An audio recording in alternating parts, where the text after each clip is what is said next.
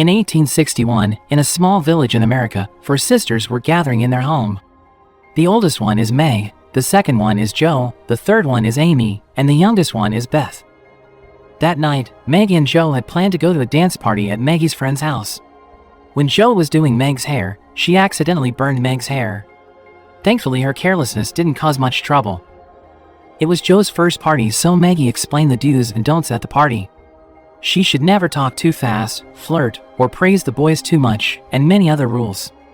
During the party, Jo didn't do anything besides watching her sister dance with her friends. Differently from Meg's graceful nature, Jo's character was the exact opposite. She is tomboyish, careless, and introverted. Bored with the party, Jo then looked for a quiet place to take a break. She then met a boy named Laurie. It turns out that Laurie is the son of a rich family who lived in front of Jo's house. The two of them then talk at length about each other.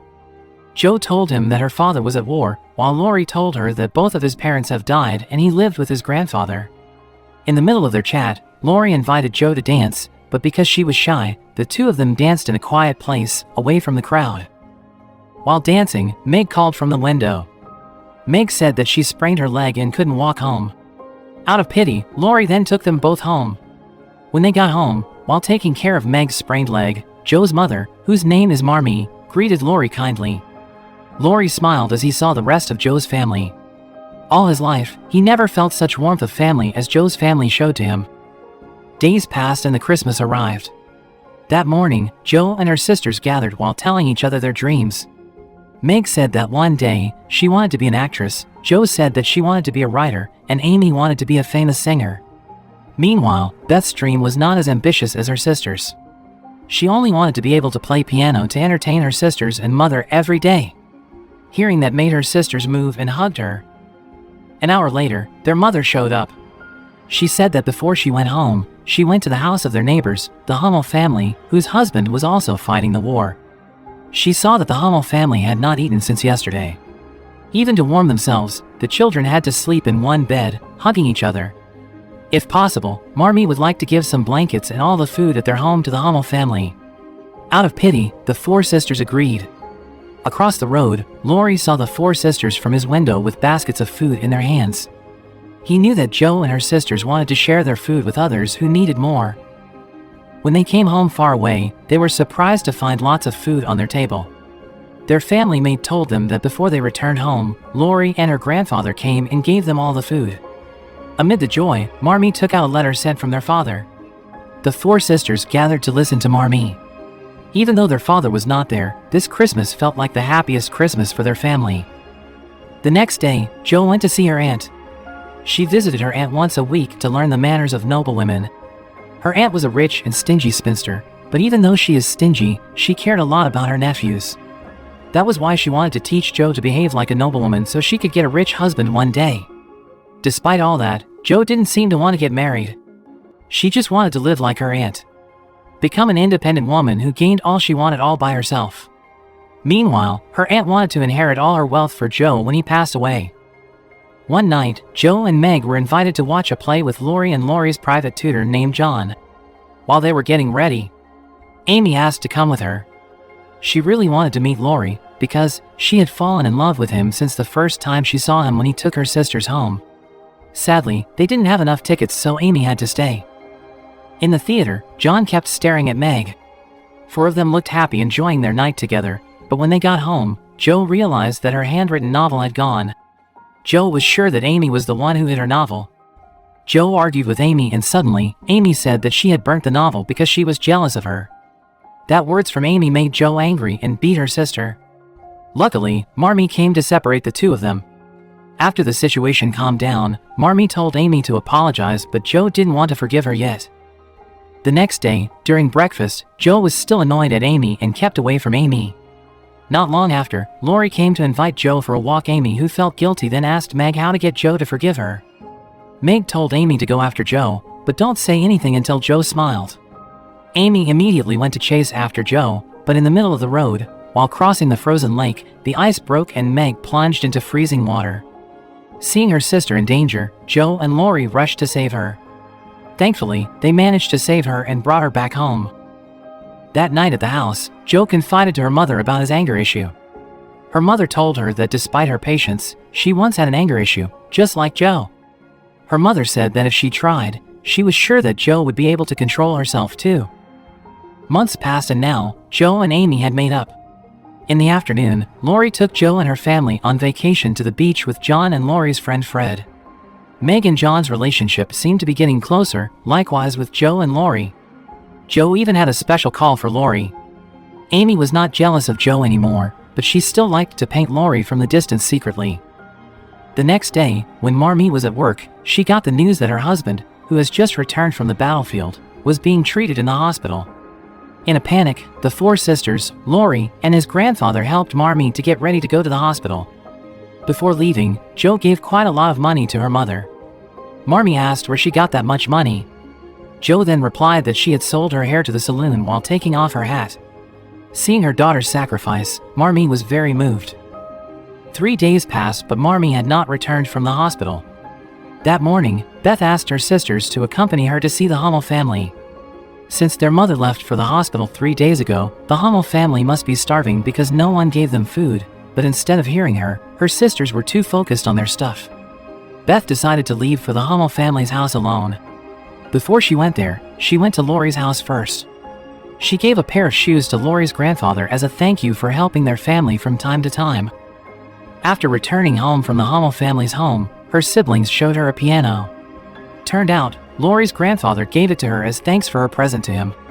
He also sent a letter with it, saying that the piano was nothing compared to Beth's gift. Beth was so moved she then rushed to go then hug the old man.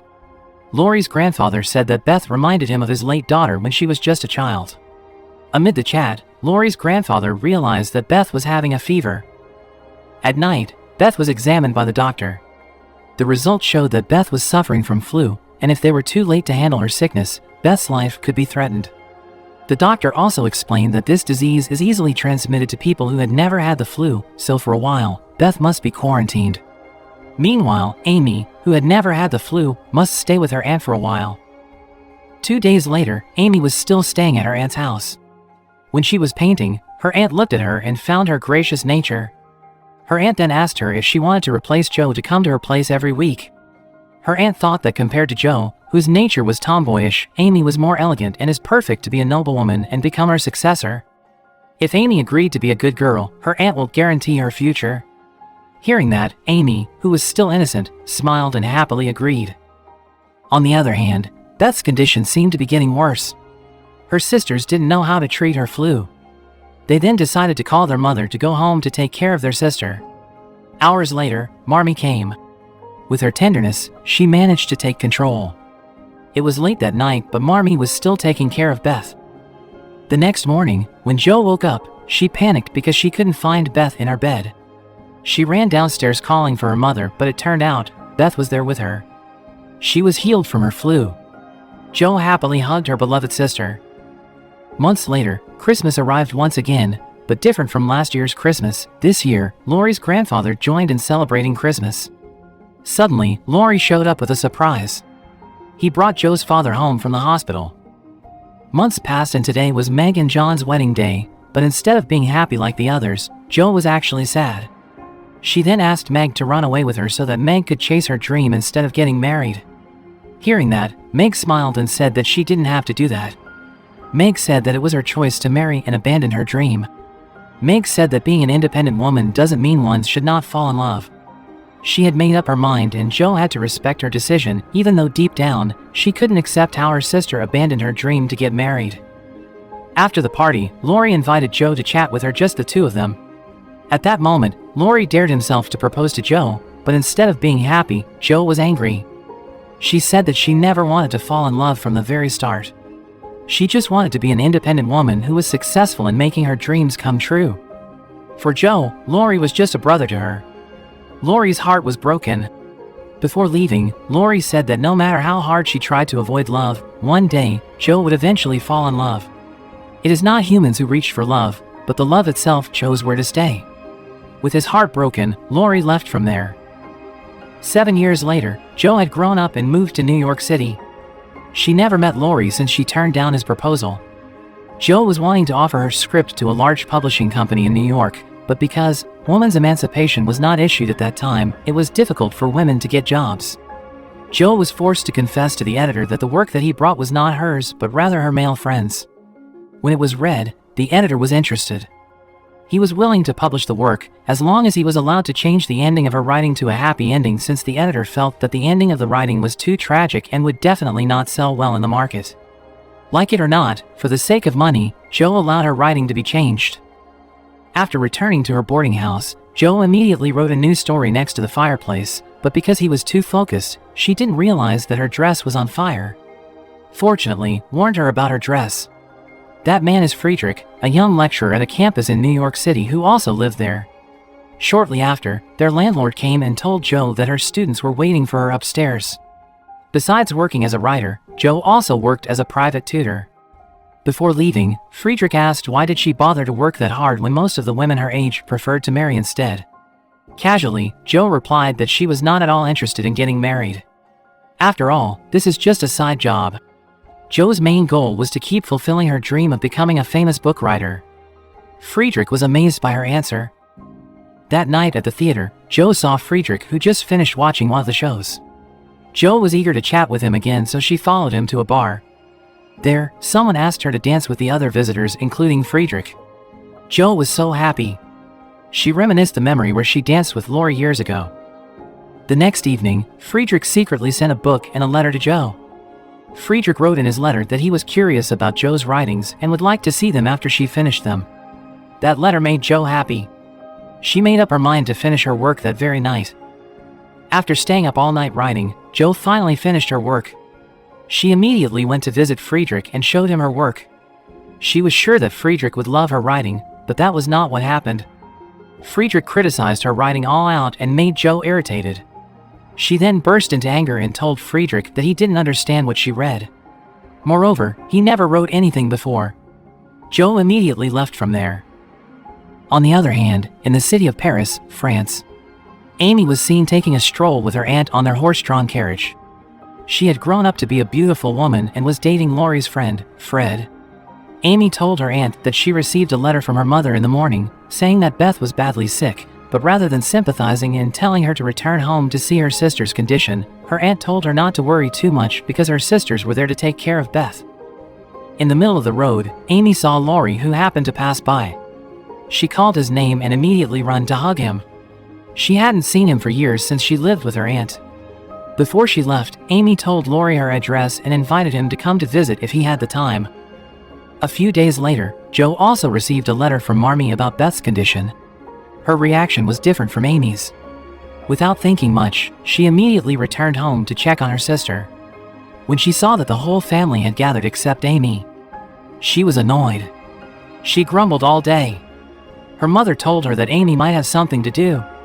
Her mother also mentioned that Amy had just met Lori and told her that they might come back home eventually when her business is finished.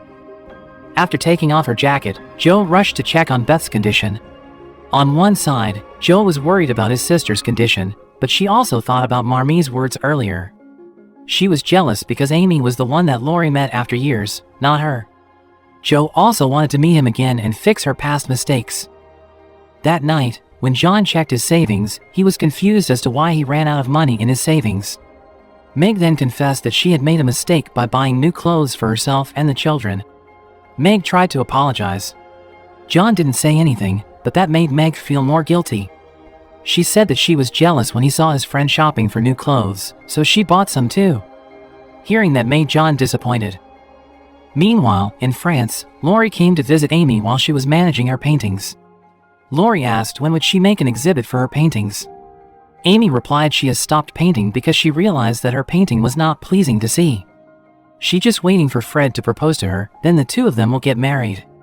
During the chat, Lori was mesmerized by Amy. She looked prettier than back when they were younger. In the middle of the chat, from the window, Amy saw Fred coming. Before welcoming Fred, Amy asked Lori how she looked. While smiling, Lori said that she was stunning. Days passed. When the two of them met again, Lori asked Amy to paint him. After finishing the painting, Lori accidentally saw an old painting of him.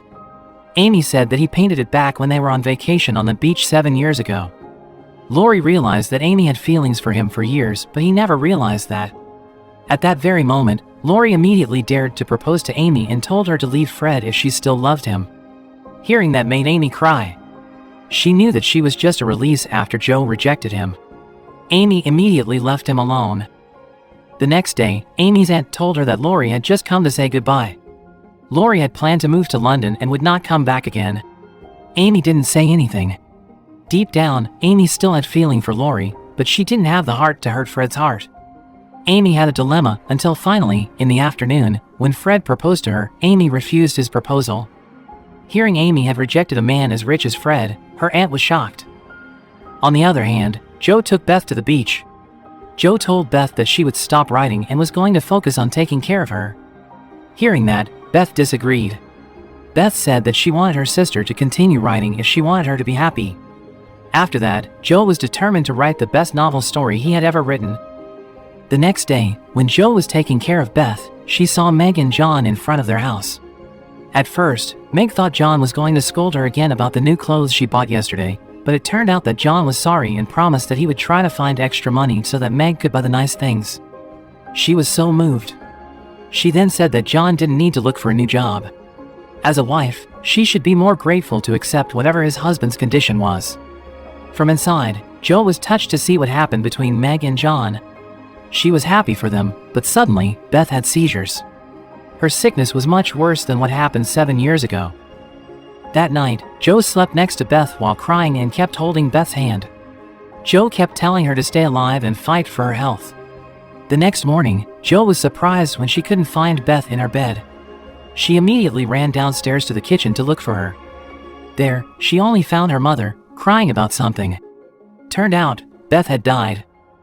After Beth's funeral, Joe packed up her things. Shortly after, Marmee came and the two of them then had a long chat discussing Joe's dream to become a famous writer, but Joe didn't seem interested at all. She said that she had been alone for too long and that she might need someone to lean on. She said that if Lori came and proposed to her, she will accept his proposal right away. The only thing she needed was to feel loved. She didn't even care if she could love the man or not. Marmee told her that she still had a lot in life, and it will definitely be much happier if she could also love the man. Joe couldn't say anything to respond. Meanwhile, Amy was about to go home when suddenly, Lori showed up. While crying, Amy said that she was sorry for not coming earlier to see Beth. She then invited Lori to come home together, but Lori refused. He had promised himself to stay away from Amy. Amy told him that she refused Fred's proposal the day before. Hearing that made Lori so happy. He kissed her right away and proposed to her. In the evening, when Joe was sleeping, Lori woke her up. He and Amy had just arrived. Joe smiled and hugged him, but her smile immediately disappeared when Lori told her that he and Amy had just married. Lori told a long story about his meeting with Amy and how they both decided to get married on the way home. Joe was shocked. He went out to calm his mind. Outside, he saw Lori's grandfather. When Joe asked what he was doing, he explained that he didn't have the heart to go inside. Since the first time he met Beth, he had considered her his granddaughter. When he found out that Beth had passed away, he was heartbroken. Hearing that, Joe held his hand and said that even though she was not Beth, she didn't mind being his friend too. After he calmed down, the two of them went inside. At night, Joe couldn't sleep. She kept remembering Beth's last wish. Even though her writing couldn't cure her, Joe was eager to grant her sister's last wish. That very night, Joe started writing her best novel. For days, Joe continued to write without taking a rest, until finally, Joe's novel was finished. When it was time to send it to the publisher, Joe confidently wrote her name in there. She was sure, even though she was only a woman, she could be as great and even greater than men. The next day, while having breakfast, Joe's parents told her that someone was waiting to meet her. Turned out it was Friedrich. She was happy to be able to see him again. They spent the rest of the day together with the family. When Friedrich was about to go home, he said that he was sorry and said his purpose to criticize Joe's writing at that time was only because he wanted to motivate Joe to be able to write even better. Joe just smiled as she said that she didn't care about the problem anymore. She was just so happy to see Friedrich again. When Friedrich left, everyone asked why Joe didn't express her feelings. They knew from the look in her eyes, Joe must have liked him. Meg and Amy kept forcing her to chase him. They even took her to the station. At the station, when Joe met Friedrich, she immediately said that she loved Friedrich. Thankfully, Friedrich shared the same feeling with her. They then shared a very romantic kiss. Years later, their aunt passed away, but surprisingly, their aunt actually left all her wealth to Joe. Amy didn't look jealous at all. She was actually happy because after all, Joe was still her sister. Joe then turned her aunt's big house into a school. All the family helped take care of the school, including Friedrich. Not only that, but the novel written by Joe was also in the process of printing. The novel she wrote for his late sister, Beth. The novel that told the story of her family's life journey.